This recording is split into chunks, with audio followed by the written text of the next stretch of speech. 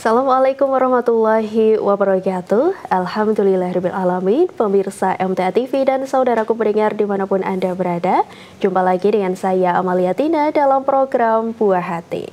Pemirsa dan pendengar, bagaimana kabar Anda hari ini? Semoga senantiasa dalam keadaan baik, sehat, berbahagia, dan juga semoga senantiasa dalam lindungan Allah Subhanahu wa Ta'ala.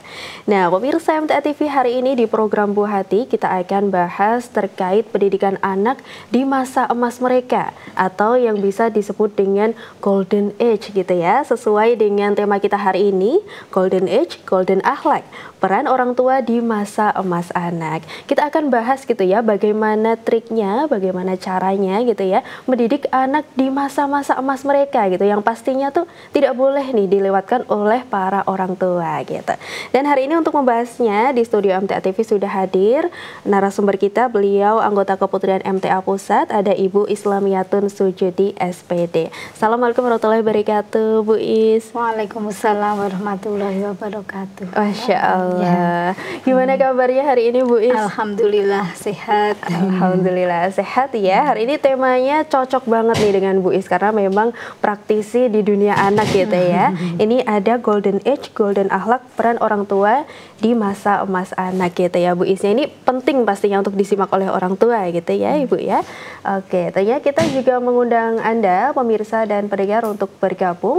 Anda bisa bergabung di line telepon di nomor 0271 6793000, atau Anda juga bisa mengirim pertanyaan di WA dan SMS di nomor 0811 2553000. Iya, Bu Is, nih silahkan untuk menyampaikan materi hari ini dan mungkin juga disampaikan Ibu Is, apa sih golden age itu gitu, silahkan. Assalamualaikum warahmatullahi wabarakatuh. Alhamdulillah, nahmaduhu wa nasta'inuhu wa nastaghfiruh wa na'udzu billahi min sururi anfusina wa min sayyiati a'malina. May yahdihillahu fala mudhillalah wa may yudlil fala hadiyalah. Asyhadu an la ilaha illallah wa asyhadu anna Muhammadan abduhu wa rasuluh. Rabbi shrah li sadri wa yassir li amri wahlul 'uqdatam min lisani yafqahu qawli. Para pendengar radio Persada FM dan pemirsa MTA TV, alhamdulillah, marilah senantiasa kita memanjatkan puji syukur kehadirat Allah Subhanahu wa Ta'ala, karena sampai detik ini kita masih bisa beraktivitas, bisa menjalankan rutinitas dengan baik, dan alhamdulillah juga bisa menyaksikan program-program radio maupun TV kesayangan kita.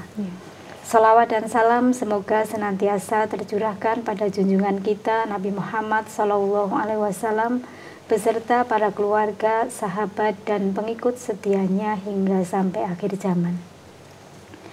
Para pemirsa MTA TV yang saya hormati, pada kesempatan pagi hari ini kita mau sharing, kita mau belajar bersama tentang anak usia dini. Ya, sebagaimana ketahui, untuk acara pagi hari ini kita akan membahas bagaimana cara orang tua mengoptimalkan masa emas atau golden age ini agar bisa tumbuh menjadi pribadi yang berkarakter kuat. Jadi perlu diketahui bersama bahwa masa emas atau masa keemasan atau golden age itu dialami ketika anak usia 0 sampai 6 tahun. Di masa tersebut anak akan mengalami pertumbuhan dan perkembangan yang optimal. Ini makanya untuk pada usia ini kita perlu memberikan stimulasi yang bagus bagi anak, karena dalam usia tersebut anak-anak itu akan mengalami otaknya itu berkembang dengan cepat, dengan pesat, juga fisiknya juga mengalami peningkatan atau pertumbuhan yang sangat pesat. Dan pada kesempatan kali ini kita akan lebih spesifik membahas juga tentang cara bagaimana mengoptimalkan masa golden age ini agar anak tumbuh menjadi pribadi yang berkarakter kuat. Ini tugas kita sebagai orang tua itu memang sangat berat nggih, karena kita sudah diamanahi untuk menjadi orang tua, untuk menjadi guru dan sebagainya, atau orang-orang dewasa yang terdekat untuk bagi anak-anak kita. Itu makanya untuk pada usia ini kita perlu mendampingi, mendampingi anak-anak supaya bisa tumbuh menjadi pribadi yang kuat. Perkembangan anak usia dini itu merupakan fondasi penting bagi pembelajaran dan kehidupan anak di masa depan. Misalnya kita di PAUD, yaitu di pendidikan anak usia dini, pembelajaran itu sudah dirancang bagaimana supaya bisa mendukung perkembangan anak secara holistik, yaitu mencakup semua aspek perkembangan anak. Jadi aspek perkembangan anak itu ada 6 guys. Jadi yang pertama itu nilai agama dan moral ya. Jadi itu nomor 1 ya. Kemudian juga kita akan aspek perkembangan anak itu kognitif juga, kemudian bahasa, sosial, emosional, seni, dan bahasa. Ya, jadi memang ke-6 aspek itu harus kita kembangkan secara menyeluruh. Jadi tidak hanya satu saja. Jadi untuk anak-anak itu tidak hanya satu saja yang dikembangkan, tapi semua aspek harus kita kembangkan, kita stimulasi mulai sejak usia dini. Ini bisa dikembangkan di rumah maupun di sekolah. Makanya sekarang itu banyak berdiri PAUD dan anak-anak itu juga supaya orang tua itu juga mempunyai peran penting, walaupun anak-anak di rumah itu sudah diajarkan sedemikian rupa, tapi kita sekolahkan di pendidikan anak usia dini itu juga merupakan hal yang penting. Untuk promosi atau informasi juga bahwa alhamdulillah untuk pendidikan anak usia dini di MTA ini sudah banyak sekali berdiri. Jadi sudah ada 80-an lebih untuk PAUD MTA yang ada. Jadi kalau Surakarta itu sudah ada tersebar semua. Juga belum yang luar Jawa, kemudian daerah Semarang, Temanggung dan sebagainya, Jogja, itu semua sudah berdiri PAUD. Nah ini perlu kiranya orang tua juga menyekolahkan putra-putrinya sejak dini di pendidikan kita, di pendidikan kita PAUD, pendidikan anak usia dini yang kita miliki. Untuk peran orang tua ini sangat besar karena kita sebagai orang tua itu mempunyai tanggung jawab yang besar untuk mendidik, kemudian juga untuk menyiapkan generasi atau anak-anak kita agar nanti menjadi anak yang soleh dan solihah. Dan ini menjadi tugas utama bagi orang tua. Kalau di sekolah itu nanti nomor 2, tapi kalau di yang pertama itu untuk orang tua sendiri.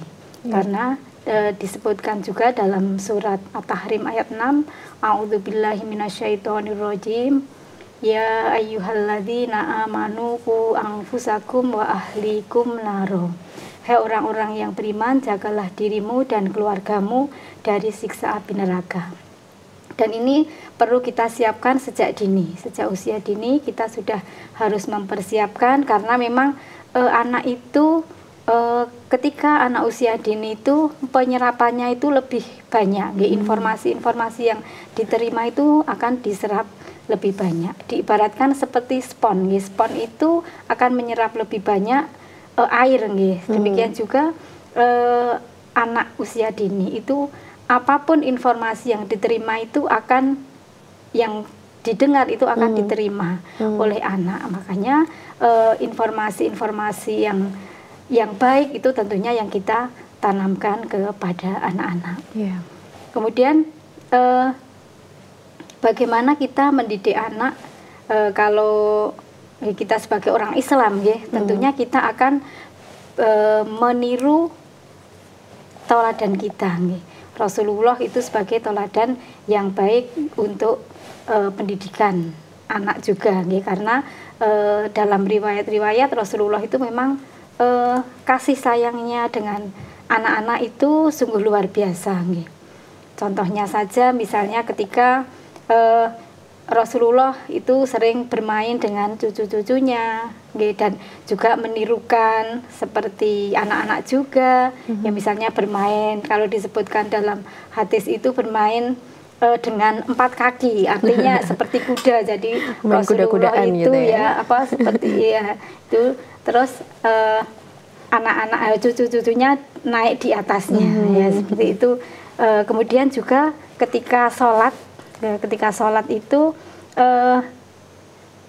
ada anak kecil yang menangis, kemudian Rasulullah pun agak mempercepat sholatnya. Kemudian juga ketika sholat itu Rasulullah juga pernah menggendong cucunya. Lah itu begitu kasih sayangnya Rasulullah terhadap anak kecil. Makanya kita sebagai orang tua juga perlu mencontoh, mencontoh, karena Rasulullah itu adalah uswatun hasanah, tauladan kita. Siapa lagi yang akan kita contoh untuk mendidik anak-anak selain beliau? Dan juga dalam Al-Quran, kita sudah mengetahui bahwa kurikulum pendidikan yang untuk pendidikan anak itu banyak sekali kita lihat di dalam surat Luqman ayat dimulai dari ayat 13 sampai 19 atau berapa itu. Jadi kurikulumnya itu yang pertama itu yang utama itu di situ bagaimana Luqman itu mengajarkan kepada putra-putrinya dalam ayat itu a'udzubillahi minasyaitonirrajim. Wa idh qala Luqman wa huwa ya'idhu ya bunayya la tusyrik billah innasyirka ladzulmun azim. Hai anakku, ya bunayya. Jadi itu ayat tersebut memberikan pendidikan kepada kita. Pendidikan pada kita itu yang pertama itu la tusyrik billah. Janganlah mensekutukan Allah, yaitu fondasi utama. Kita anak-anak itu kita tanamkan untuk jangan mensekutukan Allah. Kita kenalkan dengan Allah itu pertama kali. Saya kira untuk yang pertama itu ya Mbak ya. Iya. Oke. Nah, tadi juga Bu Is sudah sebutkan gitu ya, bahwa memang golden age ini kita kembali ke tema gitu, atau masa emas anak ini memang masa-masa yang sangat penting. Ini ada di usia 0 sampai 6 tahun gitu. Dan ini pastinya waktunya anak-anak untuk sekolah di PAUD gitu ya Bu Is ya. Jadi kalau misalnya ada orang tua yang masih beranggapan, oh PAUD tuh nggak penting, langsung SD aja gitu ya. Nah, ini mungkin kurang tepat gitu ya Bu Is ya, karena memang di PAUD ini malah masa-masa yang tepat gitu ya. Ini masa-masa yang sangat penting nih untuk anak nih. Bagaimana kita bisa memberikan stimulus untuk mereka gitu, dan ada 6 aspek tadi yang perlu diasah gitu. Kalau mungkin orang tua sendiri mungkin kan dengan waktunya yang sudah tersita dengan kegiatan lain mungkin juga akan kurang optimal gitu. Nah, makanya kita perlu memberikan pendidikan ke anak ini ada di PAUD gitu ya Bu Is ya. Dan tadi juga ada beberapa pondasi penting yang bisa digunakan untuk mendidik anak. Salah satunya adalah menjadikan Rasulullah SAW ini sebagai teladan gitu. Nah, untuk membentuk akhlak mulia sejak dini nih Bu Is, prinsip-prinsip apa yang perlu dimiliki oleh orang tua dan akhirnya juga ditularkan ke anak kita? Ya, jadi untuk ini peran orang tua itu sangat penting. Jadi orang tua itu bukan hanya sekedar mengawasi tapi menjadi contoh. Anak-anak itu soalnya peniru ulung ya Mbak ya. Jadi anak apa saja yang yang dilihat itu akan ditiru oleh anak. Makanya untuk kita sebagai orang tua atau mungkin orang-orang dewasa sekitar kita, berilah contoh yang baik untuk anak-anak kita. Karena seperti tadi saya katakan bahwa anak-anak itu adalah peniru yang ulung. Ketika kita memerintahkan sholat kepada anak-anak tapi kita tidak mengerjakannya, kita ngendende waktu, itu pun anak juga akan meniru. Jadi mereka itu tidak hanya belajar perintah saja, tapi lebih dari contoh langsung, contoh langsung dari orang tua dari kita. Iya. Ya, jadi kalau kita ingin anak kita sopan, ya kita harusnya berlaku yang sopan gitu ya. Terutama pada orang tua atau orang lain. Kemudian jika kita ingin anak-anak kita itu mencintai Al-Quran, mestinya kita juga bagaimana anak itu bisa melihat ayah ibunya untuk membaca dan mencintai Al-Quran. Jadi anak-anak itu tidak membutuhkan orang tua yang sempurna, tapi yang tetap konsisten dan mengusahakan yang terbaik untuk putra-putrinya. Dan ini juga tidak lepas dari sinergi antara rumah dan sekolah. Betul. Rumah dan sekolah itu memang harus sinergi, jadi harus menjalin komunikasi yang baik. Kalau di sekolah atau di rumah kita sudah menentukan aturan seperti ini, tapi kalau sebaliknya itu juga tidak akan jalan. Oh, ternyata kalau di sekolah seperti ini tidak boleh, kemudian di rumah boleh. Nah, itu anak-anak juga nanti akan bingung. Akan bingung. Betul. Karena konsistensi itu nilainya sangat penting agar anak itu juga tidak bingung. Anak itu juga ternyata pengajarannya itu di sekolah maupun di rumah itu sama. Makanya ketika awal lusanlah itu mesti disampaikan kepada orang tua itu bagaimana nanti program-programnya, peraturannya seperti ini, kemudian kegiatan belajarnya itu seperti ini, kemudian cara pengasuhannya itu seperti ini. Nanti itu di sekolah itu juga disampaikan agar nanti ketika di rumah itu juga sama. Soalnya kita kadang itu melihatnya anak kalau di sekolah ini tidak boleh, kemudian di rumah ini boleh, jadi anak-anak itu nanti bingung. Kemudian juga komunikasi antara orang tua dengan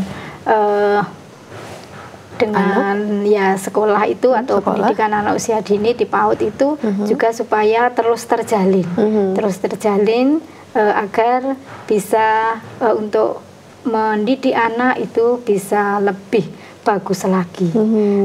Karena memang rumah itu madrasah yang utama. Madrasah yang utama, dan orang tua itu adalah guru pertamanya. Makanya sebagai orang tua betul-betul untuk mempersiapkan putra-putri kita mulai sejak usia dini ini. Tadi peran orang tua yang utama adalah menjadi contoh atau menjadi teladan gitu. Tadi kalau Bu I sebutkan kalau misalnya mau anaknya jadi anak yang baik, jadi anak yang rajin sholat gitu ya, kenal dengan Al-Quran, pastinya orang tua juga harus menjadi contoh. Tidak hanya perintah gitu ya Bu Is ya. Kalau mungkin ayo dek sholat, ayo dek ngaji, tapi orang tuanya nggak sholat, orang tuanya nggak ngaji juga, ini akan sulit gitu ya terbentuk di anak gitu. Dan tadi juga tidak hanya orang tua, ternyata peran sekolah ini juga penting gitu. Dan orang tua dan sekolah ini tidak jalan sendiri-sendiri gitu ya Bu Is ya. Ada sinergi, ada keterhubungan antara orang tua dan juga sekolah. Kalau misalnya ada nih Bu Is beberapa orang tua tuh yang kadang ngeluh, kok anak saya di sekolah pinter, tapi kok di rumah males gitu ya. Nah ini kira-kira kenapa tuh Bu Is? Ya mungkin saja ini ya karena belum terbiasa juga bisa karena terbiasa, atau mungkin karena di sekolah itu banyak teman-temannya Mbak ya, banyak teman-temannya, kemudian juga banyak teman-temannya, kemudian teman-temannya juga melakukan itu jadi tapi ini terus terus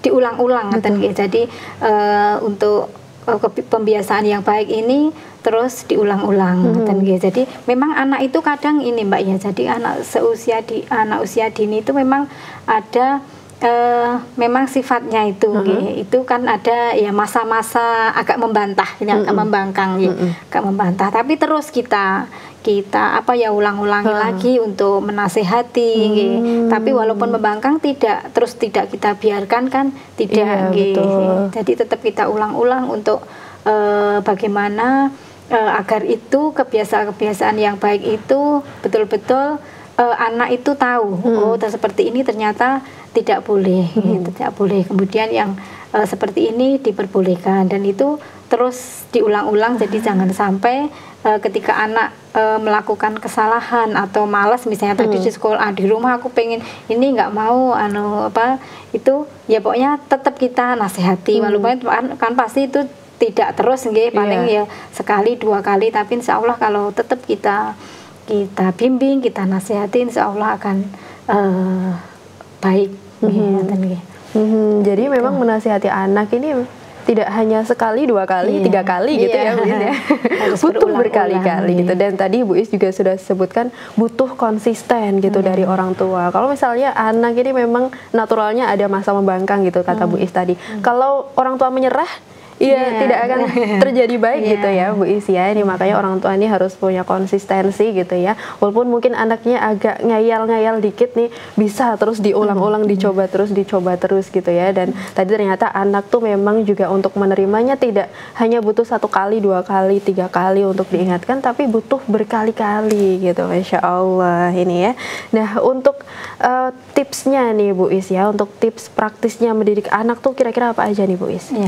Jadi kita sebagai orang tua itu harus tahu bagaimana cara memang ini untuk anak usia dini itu diutamakan kebiasaan-kebiasaan yang baik.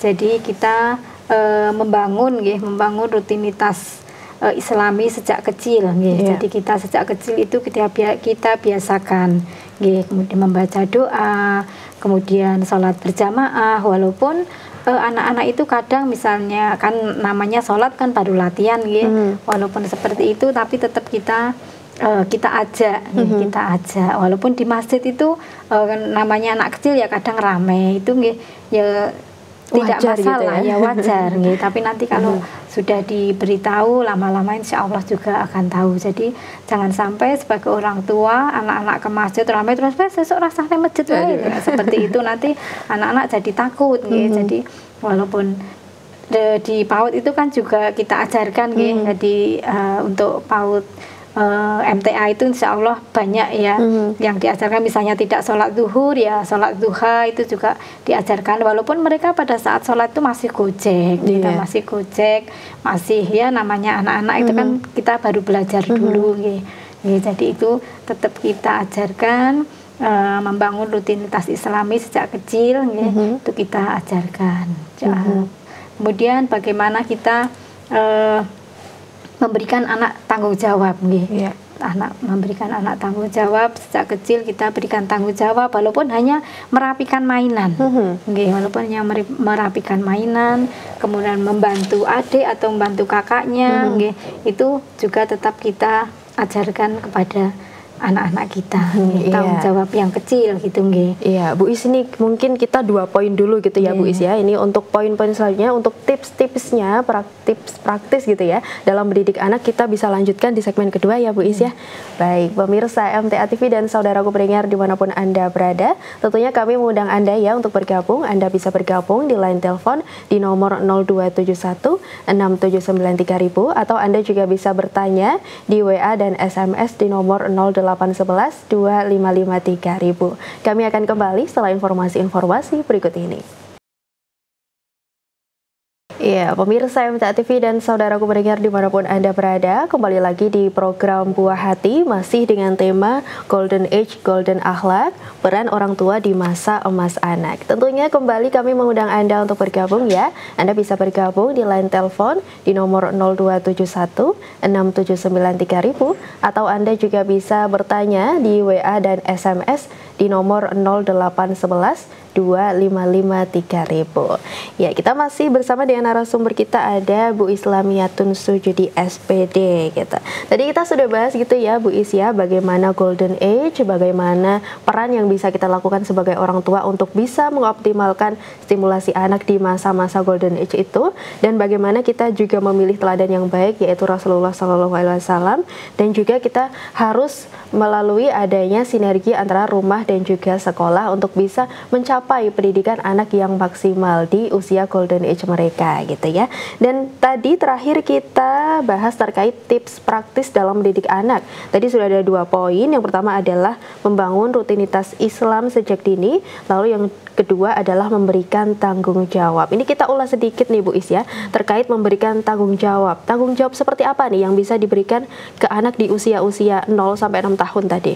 Ya, jadi tanggung jawab yang bisa kita sampaikan atau kita pertanggungkan ke anak itu antara lain kan anak itu misalnya kegiatan sehari-harinya itu bermain, kemudian juga makan, atau misalnya apalagi ya untuk kegiatan-kegiatan seperti itu setelah bermain anak harus diberi tanggung jawab kalau bermain itu nanti setelahnya itu harus membereskan. Kemudian juga ketika bangun tidur itu juga dari sejak dini kita biasakan juga bagaimana setelah bangun tidur untuk merapikan. Kemudian juga ketika anak-anak itu makan, kalau makan itu bagaimana nanti setelah makan, ya walaupun cuma misalnya itu aja, nanti biasanya anak-anak kan makannya masih ada yang sisa atau bagaimana. Nah itu kita ya tidak diberi beban untuk mencuci piring, tidak Mbak ya, tapi kita setelah itu kita bawa ke piringnya, kita taruh di tempat cuci piring seperti itu. Jadi tanggung jawab kecil itu yang kita sampaikan kepada anak-anak. Oke. Tips selanjutnya nih Bu Is.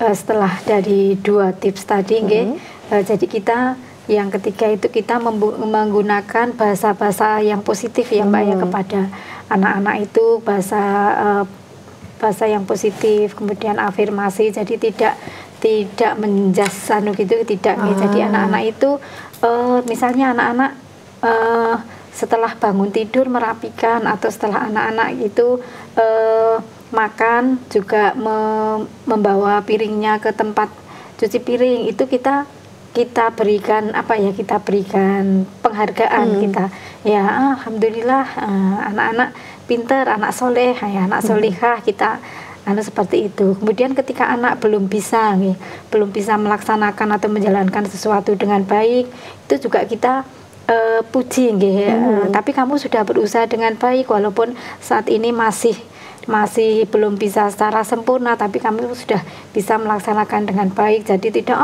kok ya Raisa, bukan seperti itu tapi walaupun belum berhasil itu tetap kita berikan kata-kata yang positif. Kemudian juga biasanya kadang itu orang tua membedakan anak satu, kan anak itu seperti temanmu itu loh pintar, itu ya bisa.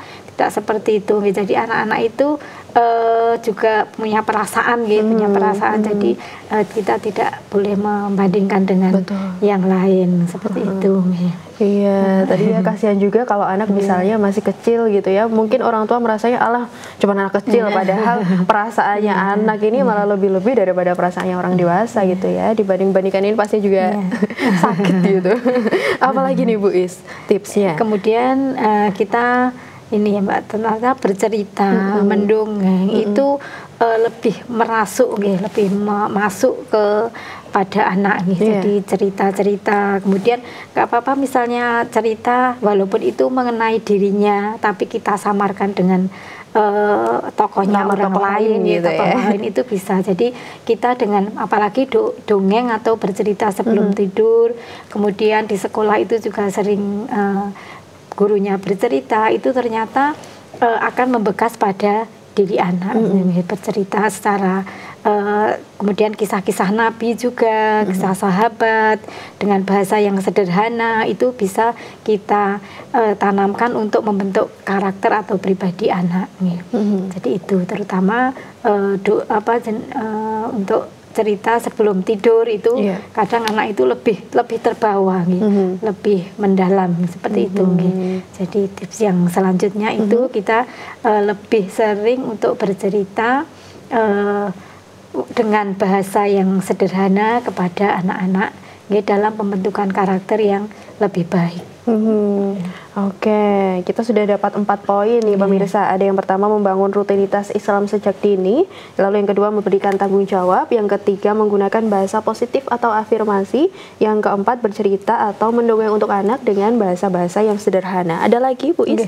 Kemudian untuk selanjutnya kita perlu melibatkan anak melibatkan anak dalam kegiatan beragama, kegiatan beribadah, walaupun anak itu belum bisa melakukan secara baik, tapi kita tetap melakukannya, tetap melibatkan, mengajak, supaya anak itu biar tahu, tahu kita itu juga merupakan bagian dari keluarga Islam, bagian dari keluarga yang Muslim. Kita ajak ngaji anak-anak kita, misalnya kalau di lingkungan kita ada TPQ, itu juga kita libatkan anak-anak. Kemudian sejak kecil kita ajak ke majelis, nah itu insya Allah dengan nanti ketika dewasa itu anak akan tahu, akan merasakan dulu itu waktu kecil itu kita sudah diajarkan, diajak anak-anak ke majelis, ke masjid itu biar terbiasa. Jadi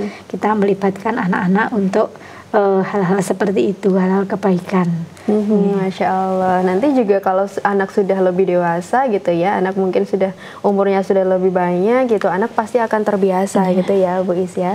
Masya Allah, ini kita sudah dapat 5 tips praktis gitu ya untuk mendidik anak. Ini yang pertama membangun rutinitas Islam sejak dini, yang kedua memberikan tanggung jawab, yang ketiga menggunakan bahasa positif atau afirmasi, yang keempat bercerita atau mendongeng untuk anak dengan bahasa yang sederhana, dan yang kelima tadi adalah melibatkan anak dalam hal-hal kegiatan keagamaan atau beribadah gitu. Salah satunya adalah mengajak anak untuk ngaji gitu ya. Dan tentunya kami juga mengundang Anda ya pemirsa untuk bergabung. Anda bisa bergabung di line telepon di nomor 02716793.000, atau Anda juga bisa bertanya di WA dan SMS di nomor 08112553.000. Ini Bu Is sudah ada pertanyaan, saya bacakan dulu.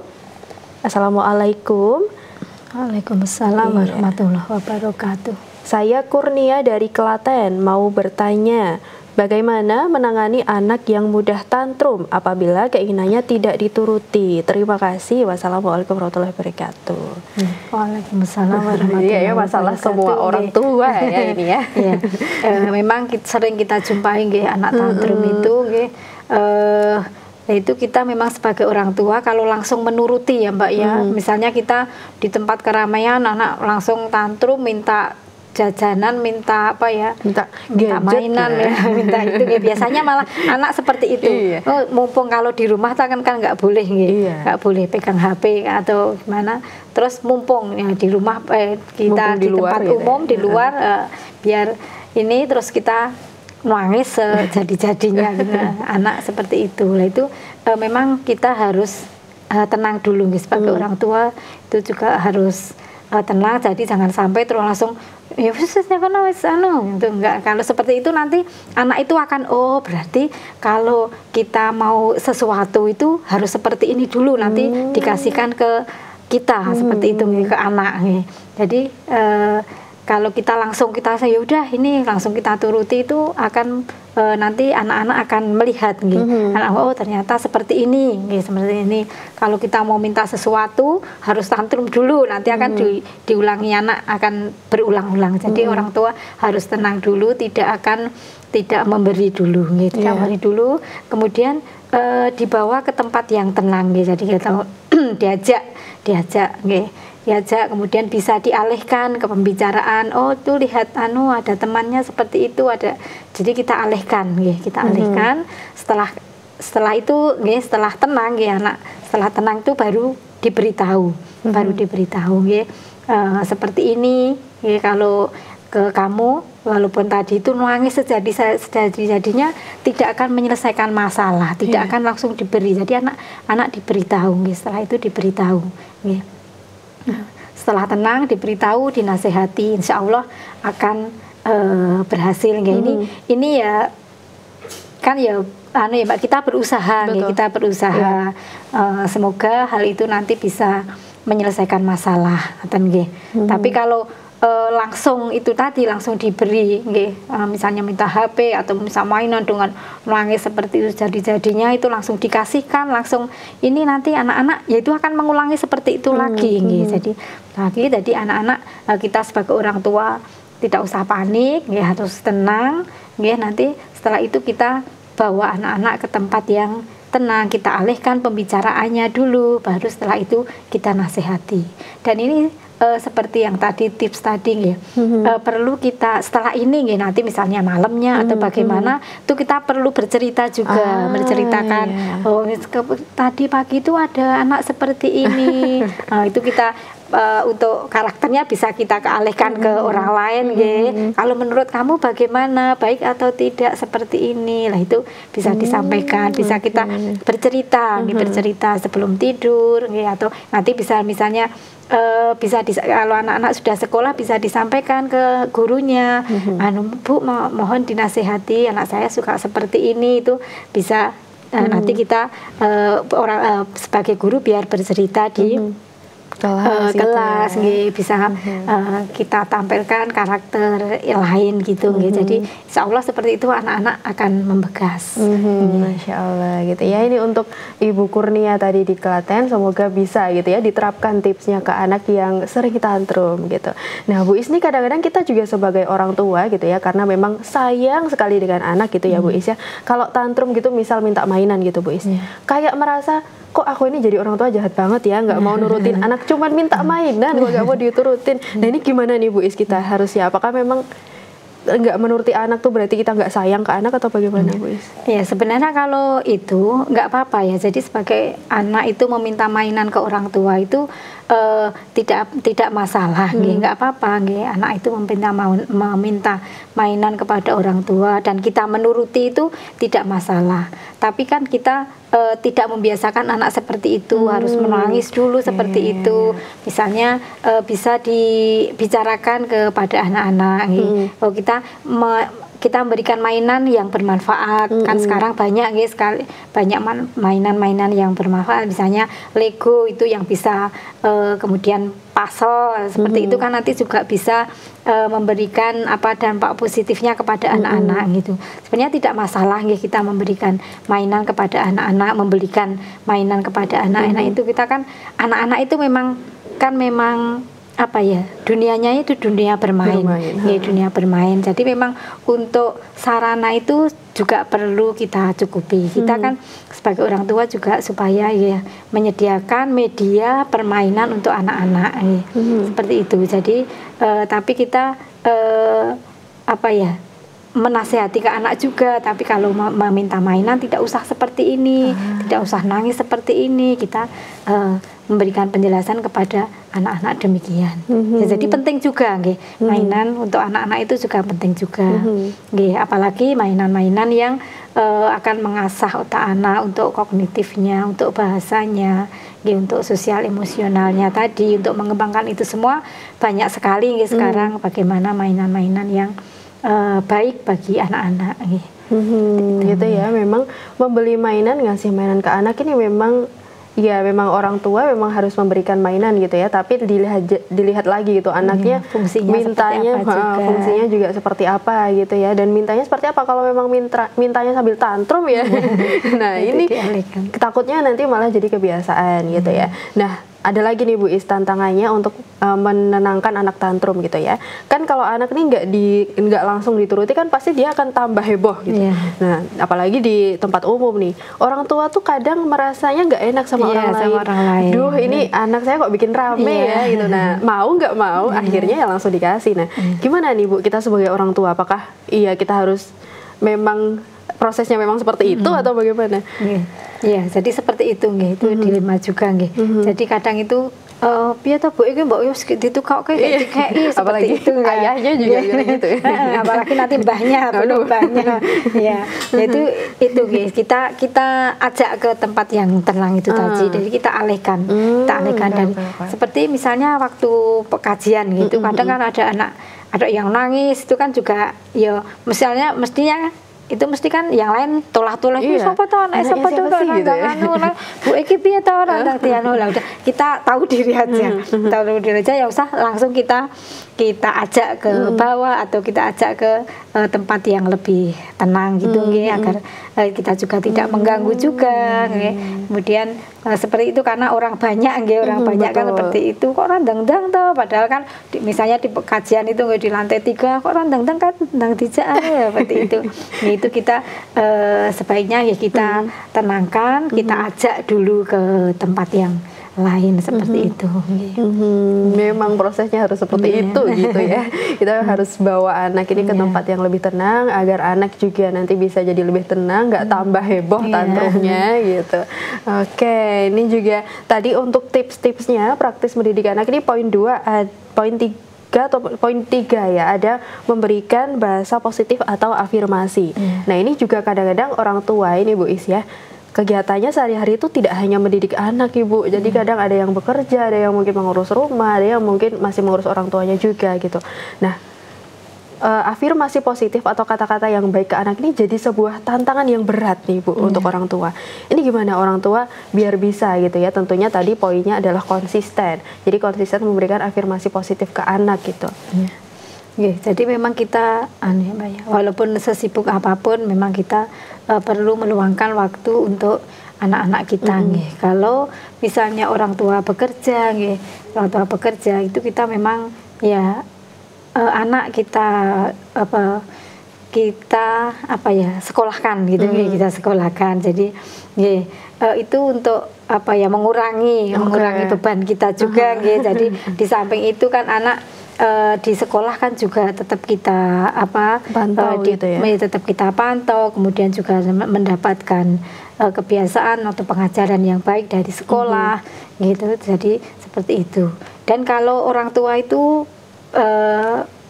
bekerja misalnya pulang sore itu biasanya anak-anak sedikit kita jadi orang tua jadi seperti itu nggih, marah-marah jadi marah-marah seperti itu ya. Memang itu kesabaran kita diuji nggih. Makanya kita sebagai orang tua nggih harus punya, karena ini sudah ya kita sudah mempunyai anak dan itu tanggung jawab kita ya, bagaimana kita untuk untuk memberikan pendidikan yang sebaik-baiknya. Nah, itu memang tugas orang tua. Itu banyak ya orang tua yang tidak diberikan momongan, tidak diberi, itu lebih susah lagi. Nah, ini kita sebagai orang tua walaupun tugas kita itu banyak, tapi kita untuk seperti tadi yang disampaikan oleh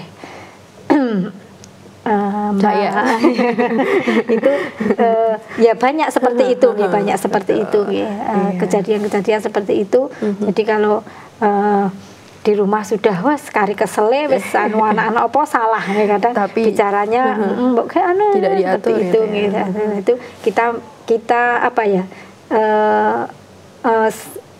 diri kita yang kita berikan untuk kepositifan. Jadi kita jadi kita beri afirmasi positif juga ke diri kita. Kita ini tanggung jawab, kita mempunyai tanggung jawab yang besar. Makanya kita memang harus melapangkan dada, melapangkan hati. Nyetok itu sabarnya lebih banyak gitu berarti ya Bu Is. Oke, Masya Allah luar biasa hari ini ya ilmunya bagaimana caranya mendidik anak di masa-masa emas mereka gitu. Dan tadi dari segmen 1 dan segmen 2 luar biasa sekali ilmu yang disampaikan oleh Bu Is. Dan terakhir nih Bu Is, silahkan untuk pesannya untuk pemirsa dan juga pendengar nih agar lebih paham gitu ya dengan materi hari ini, silahkan. Terima kasih. Tadi sudah kita sampaikan berbagai hal, walaupun dari kami masih banyak kekurangan. Kita sebagai orang tua terus menyadari bahwa anak-anak kita itu adalah amanah dari Allah. Masa kecil mereka itu mungkin tidak lama, tapi pengaruhnya itu nanti bisa dibawa seumur hidup. Makanya kita bagaimana untuk menanamkan hal-hal yang positif kepada anak, melakukan hal-hal atau kebiasaan yang baik bagi anak sejak usia dini. Dan kita selalu mendoakan kepada anak-anak kita agar di setiap kita sholat atau kita dalam kesendirian, kita tetap selalu mendoakan anak-anak kita dengan doa yang insya Allah kita sudah hafal nggih. Rabbana hab lana min azwajina wa dzurriyyatina qurrata a'yun waj'alna lil muttaqina imama. Hal ini tetap kita terus nggih, kita ucapkan terus agar anak-anak kita betul-betul menjadi qurrata a'yun nggih, qurrata a'yun nggih. Seperti itu Mbak, semoga apa yang saya sampaikan bermanfaat terutama bagi saya sendiri, kemudian juga pemirsa MTA TV. Iya, Masya Allah, luar biasa ya, tidak hanya mendidik tapi kita juga harus senantiasa mendoakan anak gitu dalam sholat kita ataupun dalam kesendirian kita, dalam setiap doa-doa kita tidak lupa tadi doanya untuk anak kita ya. Terima kasih Bu Is untuk ilmunya hari ini, luar biasa ilmunya, semoga tentunya nanti bisa kembali bertemu gitu ya dengan Bu Is di kesempatan selanjutnya untuk berbagi ilmu-ilmu lain terkait mendidik anak gitu. Terima kasih Bu Is, selamat melanjutkan aktivitas kembali. Wassalamualaikum warahmatullahi wabarakatuh. Waalaikumsalam warahmatullahi wabarakatuh. Iya, pemirsa MTA TV dan saudaraku pendengar dimanapun Anda berada, usai sudah perjumpaan kita dalam program Buah Hati ini, akhirnya saya Amalia Tina dan kru yang bertugas mohon undur diri. Wassalamualaikum warahmatullahi wabarakatuh.